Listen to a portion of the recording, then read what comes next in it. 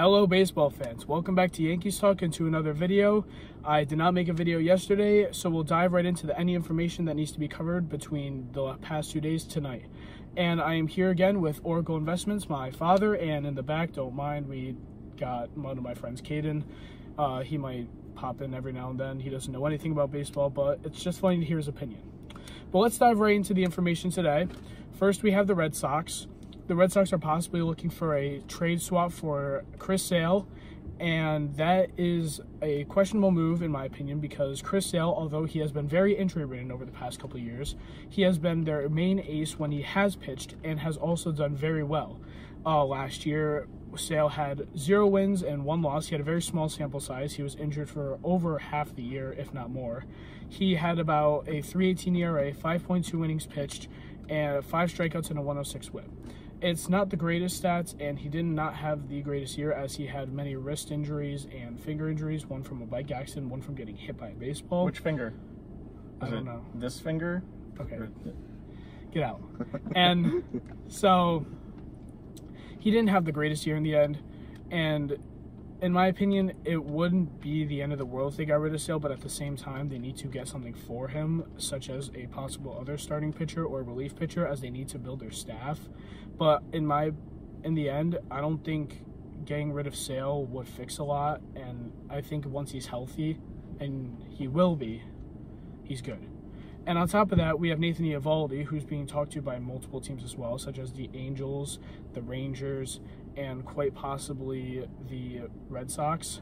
I could see him going back to the Red Sox, which would be great for them. He'd be their ace as long as Sale wasn't in. Eovaldi had 6 wins and 3 losses last year. He had a 3.87 ERA, 109 innings pitched, 103 strikeouts, and a 123 whip.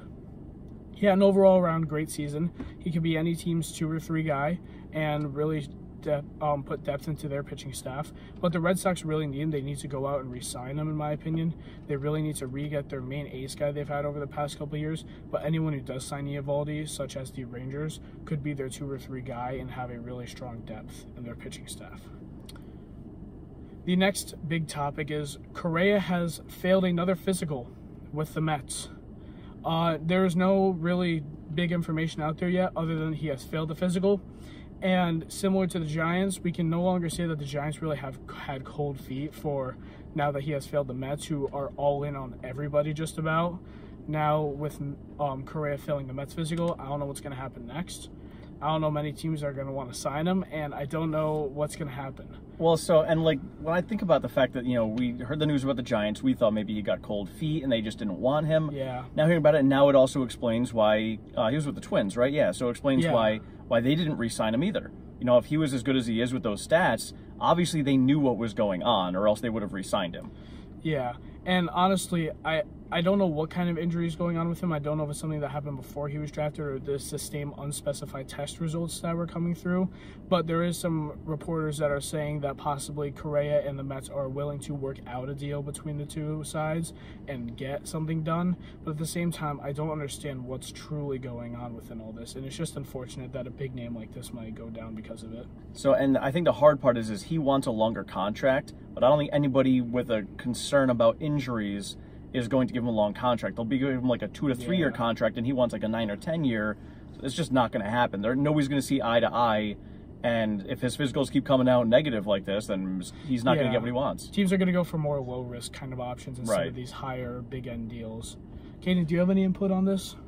No. Okay, thank you. All right. Next to the hot takes of the day. Dad, why don't you go first? My hot take is, before the season starts, the Yankees are going to either confirm that they have their own closer and they're going to make somebody that they have currently on their staff a closer, or they're going to pick one up.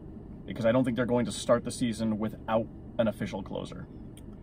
I could definitely see that. I could see Clay Holmes being that guy or Wandy Peralta, one of those two, because Wandy closed out a couple games well in the postseason, but Clay Holmes, after, you know, Aroldis Chapman stunk, he was basically our main closer from there on out. So overall, I could see Clay doing really well and being that guy. I hope the Yankees do choose Holmes. I mean, he obviously proved himself last year to be a good closer.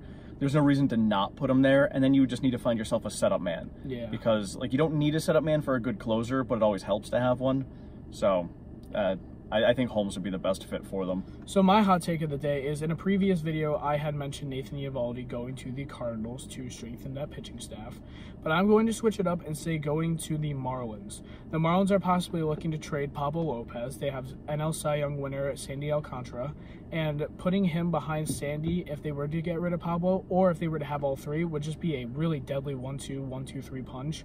And it already is with Pablo and Sandy. So having all three of them, or even just two of them, is just amazing in general and would really strengthen a Marlins pitching staff that needs to be really good against teams such as the Mets, Phillies, and that NL East division, which is extremely strong. It would not give them a chance to win the division, but it would give them the team to build around and a couple guys more just to fill in those spots to really strengthen their team. And lastly, we have Yankees information today. Will the Reynolds trade happen?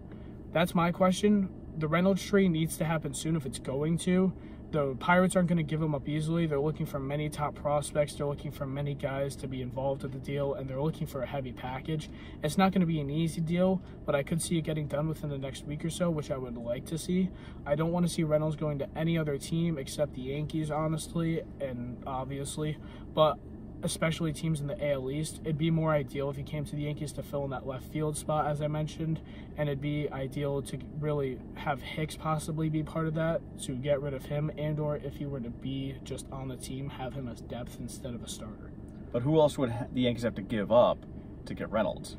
I really hate to say it, Jason Dominguez is really going to be that guy, other than Elijah Dunham, who might have to go.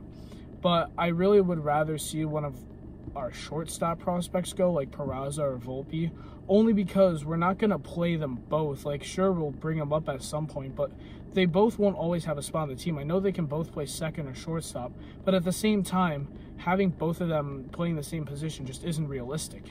You're going to have one be in the farm system or one be up. It's going to be like a Miguel Andujar situation in the end, where they're just tired of being put up, back down, put up, back down.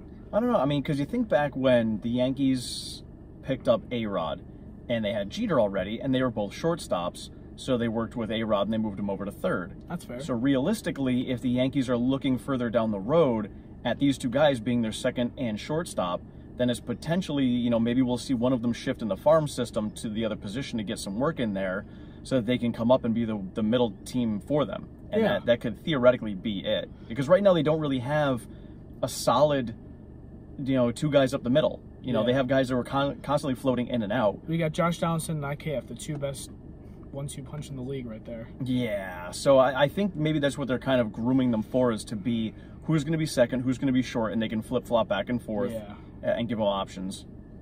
Okay, and the last part of this video is going to be talking about, will we let the younger prospects play, such as Volpe, Peraza, Jason Dominguez, or Oswaldo Cabrera?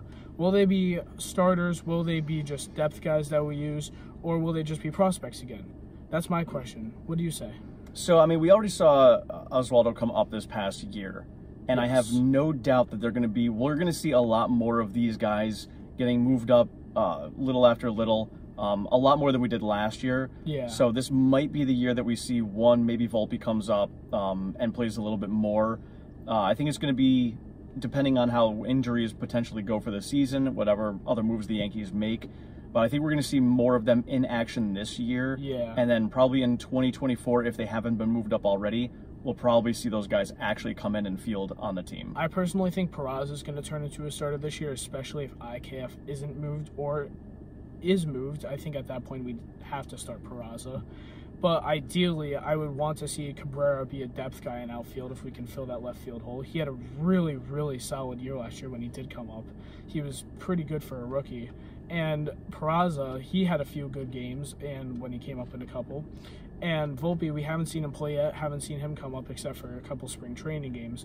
But all around, I would love to see one of them, if not both of them, become starters. Well, yeah, and with Judge now as the captain, he's going to be ideal for these young guys coming up. So this young talent coming up, having Judge as your captain is going to be perfect to be able to groom these guys in the Yankee culture that is out there and created by them. So, so I think the next 2 years are going to be great years. I think we're going to see as long as everybody stays healthy, I think we're going to see a very solid decade in the Yankees. Yes, I could see Judge very much leading this team to at least 1 or 2 World Series, as well as just bringing them together as a club and having them all form a nice, tight relationship with each other.